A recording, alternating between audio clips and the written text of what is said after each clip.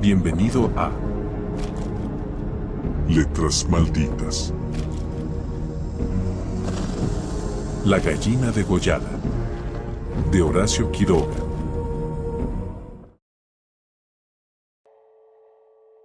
Todo el día, sentados en el patio en un banco, estaban los 4 hijos idiotas del matrimonio Mazzini Ferraz. Tenían la lengua entre los labios, los ojos estúpidos y volvían la cabeza con la boca abierta. El patio era de tierra, cerrado al oeste por un cerco de ladrillos. El banco quedaba paralelo a él, a 5 metros, y allí se mantenían inmóviles, fijos los ojos en los ladrillos. Como el sol se ocultaba tras el cerco, al declinar los idiotas tenían fiesta. La luz enceguecedora llamaba su atención al principio, poco a poco sus ojos se animaban, se reían al fin estrepitosamente, congestionados por la misma hilaridad ansiosa, mirando el sol con alegría bestial, como si fuera comida. Otras veces, alineados en el banco, zumbaban horas enteras, imitando al tranvía eléctrico. Los ruidos fuertes sacudían a sí mismo su inercia, y corrían entonces, mordiéndose la lengua y mugiendo, alrededor del patio. Pero casi siempre estaban apagados en un sombrío letargo de idiotismo, y pasaban todo el día sentados en su banco, con las piernas colgantes y quietas, empapando de glutinosa saliva el pantalón. El mayor tenía 12 años, y el menor 8. En todo su aspecto sucio y desvalido se notaba la falta absoluta de un poco de cuidado maternal. Esos 4 idiotas, sin embargo, habían sido un día el encanto de sus padres. A los 3 meses de casados, Mazzini y Berta orientaron su estrecho amor de marido y mujer y marido, hacia un porvenir mucho más vital, un hijo. ¿Qué mayor dicha para 2 enamorados que esa honrada consagración de su cariño, libertado ya del vil egoísmo de un mutuo amor sin fin ninguno y, lo que es peor para el amor mismo, sin esperanzas posibles de renovación? Así lo sintieron Mazzini y Berta, y cuando el hijo llegó, a los 14 meses de matrimonio, creyeron cumplida su felicidad. La criatura creció bella y radiante, hasta que tuvo 1 año y medio. Pero en el 20º mes lo sacudieron una noche convulsiones terribles, y a la mañana siguiente no conocía más a sus padres. El médico lo examinó con esa atención profesional que está visiblemente buscando las causas del mal en las enfermedades de los padres. Después de algunos días los miembros paralizados recobraron el movimiento, pero la inteligencia, el alma, aún el instinto, se habían ido del todo, había quedado profundamente idiota, baboso, colgante, muerto para siempre sobre las rodillas de su madre. Hijo, mi hijo querido, sollozaba ésta, sobre aquella espantosa ruina de su primogénito. El padre, desolado, acompañó al médico afuera. A usted se le puede decir, creo que es un caso perdido. Podrá mejorar, educarse en todo lo que le permita su idiotismo, pero no más allá. Sí, asentía Mazzini. Pero dígame, ¿usted cree que es herencia o qué? En cuanto a la herencia paterna, ya le dije lo que creía cuando vi a su hijo. Respecto a la madre, hay allí un pulmón que no sopla bien. No veo nada más, pero hay un soplo un poco rudo.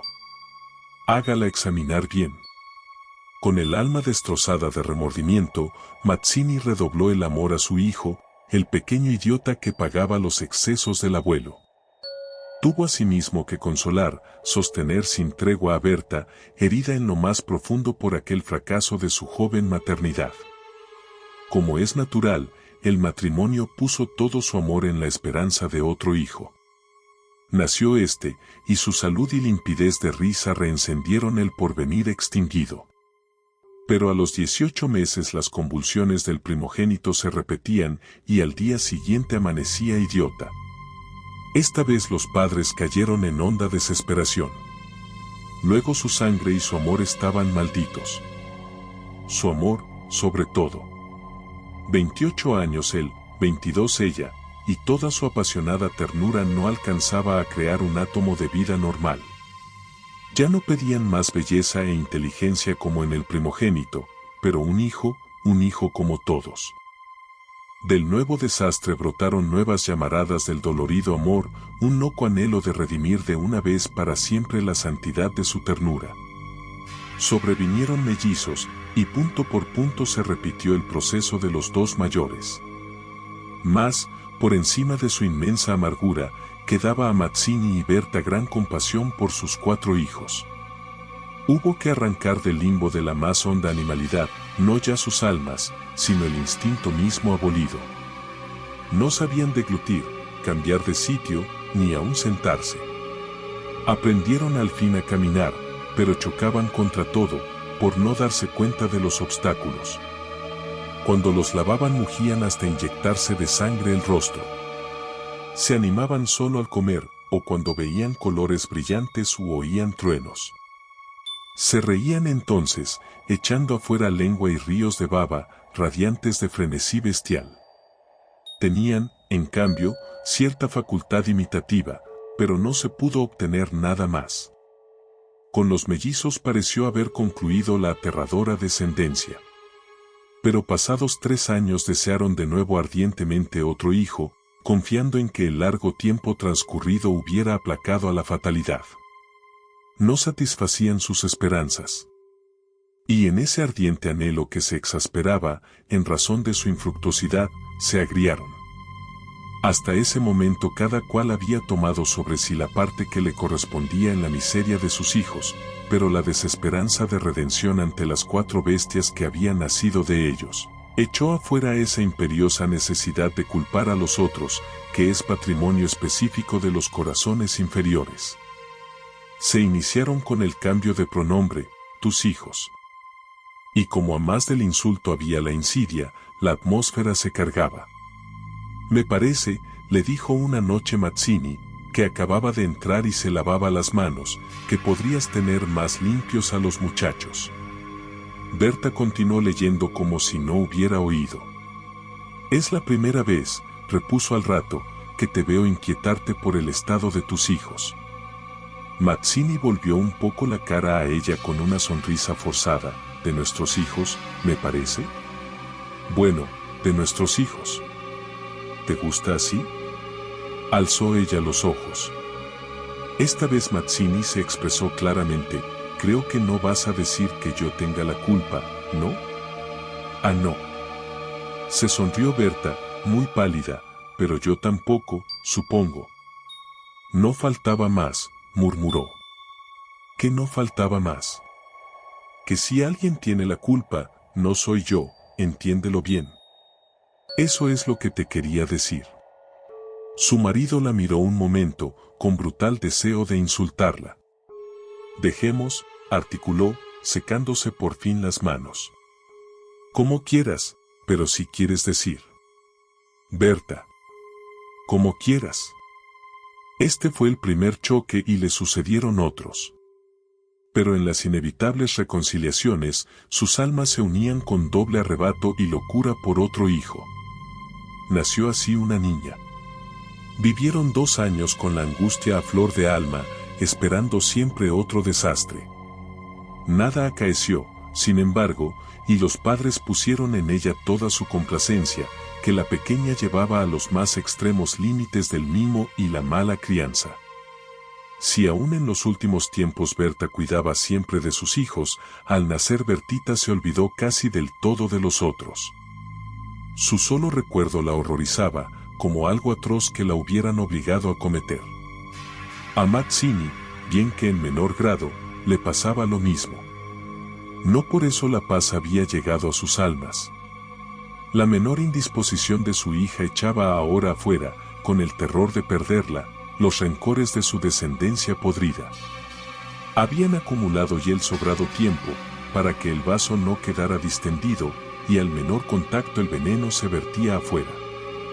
Desde el primer disgusto emponzoñado se habían perdido el respeto, y si hay algo a que el hombre se siente arrastrado con cruel fruición, es, cuando ya se comenzó, a humillar del todo a una persona. Antes se contenían por la mutua falta de éxito, ahora que éste había llegado, cada cual, atribuyéndolo a sí mismo, sentía mayor la infamia de los 4 engendros que el otro le había forzado a crear. Con estos sentimientos, no hubo ya para los 4 hijos mayores afecto posible. La sirvienta los vestía, les daba de comer, los acostaba, con visible brutalidad. No los lavaban casi nunca. Pasaban todo el día sentados frente al cerco, abandonados de toda remota caricia.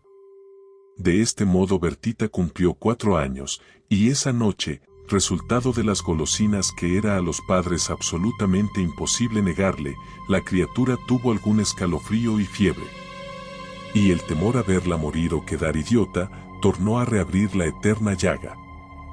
Hacía 3 horas que no hablaban, y el motivo fue, como casi siempre, los fuertes pasos de Mazzini. Mi Dios. ¿No puedes caminar más despacio? ¿Cuántas veces? Bueno, es que me olvido, se acabó. No lo hago a propósito. Ella se sonrió, desdeñosa, no te creo tanto. Ni yo, jamás, te hubiera creído tanto a ti, tisiquilla. ¿Qué? ¿Qué dijiste? Nada. Sí, te oí algo. Mira, no sé lo que dijiste, pero te juro que prefiero cualquier cosa a tener un padre como el que has tenido tú. Mazzini se puso pálido. Al fin, murmuró con los dientes apretados. Al fin, víbora, has dicho lo que querías. Sí, víbora, sí. Pero yo he tenido padres sanos, ¿oyes? Sanos. Mi padre no ha muerto de delirio. Yo hubiera tenido hijos como los de todo el mundo. Esos son hijos tuyos, los 4 tuyos. Mazzini explotó a su vez. Víbora tísica. Eso es lo que te dije, lo que te quiero decir. Pregúntale al médico quién tiene la mayor culpa de la meningitis de tus hijos, mi padre o tu pulmón picado, víbora. Continuaron cada vez con mayor violencia, hasta que un gemido de Bertita selló instantáneamente sus bocas. A la 1 de la mañana la ligera indigestión había desaparecido, y como pasa fatalmente con todos los matrimonios jóvenes que se han amado intensamente una vez siquiera, la reconciliación llegó, tanto más efusiva cuanto hirientes fueran los agravios. Amaneció un espléndido día, y mientras Berta se levantaba escupió sangre. Las emociones y mala noche pasada tenían, sin duda, gran culpa. Mazzini la retuvo abrazada largo rato, y ella lloró desesperadamente, pero sin que ninguno se atreviera a decir una palabra. A las 10 decidieron salir, después de almorzar.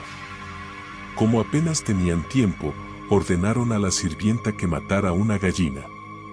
El día radiante había arrancado a los idiotas de su banco.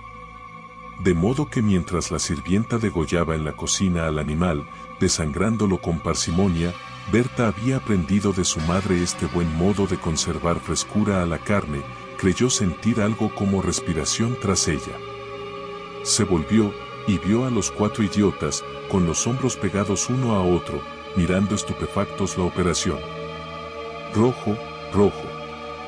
Señora. Los niños están aquí, en la cocina. Berta llegó, no quería que jamás pisaran allí. Y ni aun en esas horas de pleno perdón, olvido y felicidad reconquistada, podía evitarse esa horrible visión. Porque, naturalmente, cuando más intensos eran los raptos de amor a su marido e hija, más irritado era su humor con los monstruos. Que salgan, María. Échelos. Échelos, le digo. Las 4 pobres bestias, sacudidas, brutalmente empujadas, fueron a dar a su banco. Después de almorzar, salieron todos. La sirvienta fue a Buenos Aires, y el matrimonio a pasear por las quintas. Al bajar el sol volvieron, pero Berta quiso saludar un momento a sus vecinas de enfrente. Su hija se escapó enseguida a casa. Entretanto los idiotas no se habían movido en todo el día de su banco. El sol había traspuesto ya el cerco, comenzaba a hundirse, y ellos continuaban mirando los ladrillos, más inertes que nunca. De pronto, algo se interpuso entre su mirada y el cerco. Su hermana, cansada de 5 horas paternales, quería observar por su cuenta. Detenida al pie del cerco, miraba pensativa la cresta. Quería trepar, eso no ofrecía duda. Al fin se decidió por una silla desfondada, pero faltaba aún. Recurrió entonces a un cajón de querosene, y su instinto topográfico le hizo colocar vertical el mueble, con lo cual triunfó. Los 4 idiotas, con la mirada indiferente, vieron cómo su hermana lograba pacientemente dominar el equilibrio, y como en puntas de pie apoyaba la garganta sobre la cresta del cerco, entre sus manos tirantes. La vieron mirar a todos lados, y buscar apoyo con el pie para alzarse más. Pero la mirada de los idiotas se había animado, una misma luz insistente estaba fija en sus pupilas. No apartaban los ojos de su hermana, mientras creciente sensación de gula bestial iba cambiando cada línea de sus rostros. Lentamente avanzaron hacia el cerco. La pequeña, que habiendo logrado calzar el pie, iba ya a montar a horcajadas y a caerse del otro lado, seguramente, se sintió cogida de la pierna. Debajo de ella, los 8 ojos clavados en los suyos le dieron miedo. «Soltame, déjame», gritó sacudiendo la pierna. Pero fue atraída. «Mamá. ¡Ay, mamá!», lloró imperiosamente. Trató aún de sujetarse del borde, pero se sintió arrancada y cayó. «Mamá, ay ma». No pudo gritar más. Uno de ellos le apretó el cuello, apartando los bucles como si fueran plumas, y los otros la arrastraron de una sola pierna hasta la cocina, donde esa mañana se había desangrado a la gallina, bien sujeta, arrancándole la vida segundo por segundo. Mazzini, en la casa de enfrente, creyó oír la voz de su hija. «Me parece que te llama», le dijo a Berta. Prestaron oído, inquietos, pero no oyeron más. Con todo, un momento después se despidieron, y mientras Berta iba a dejar su sombrero, Mazzini avanzó en el patio. «Bertita». Nadie respondió. «Bertita». Alzó más la voz, ya alterada. Y el silencio fue tan fúnebre para su corazón siempre aterrado, que la espalda se le heló de horrible presentimiento. «Mi hija». Corrió ya desesperado hacia el fondo. Pero al pasar frente a la cocina vio en el piso un mar de sangre. Empujó violentamente la puerta entornada y lanzó un grito de horror. Berta, que ya se había lanzado corriendo a su vez al oír el angustioso llamado del padre, oyó el grito y respondió con otro. Pero al precipitarse en la cocina, Mazzini, lívido como la muerte, se interpuso, conteniéndola. «No entres». Berta alcanzó a ver el piso inundado de sangre. Solo pudo echar sus brazos sobre la cabeza y hundirse a lo largo de él, con un ronco suspiro.